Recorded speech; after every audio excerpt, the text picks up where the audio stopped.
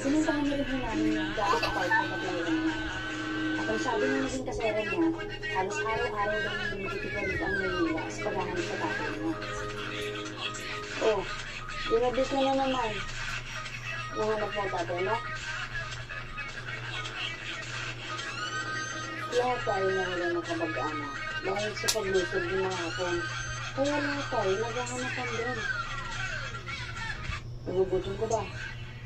Gusto mo kumain? Salamat ka lang ho. Nagpapahinga na po ako. Batang to. Palagi ka na lang nalilipasan ng gutom. Bueno.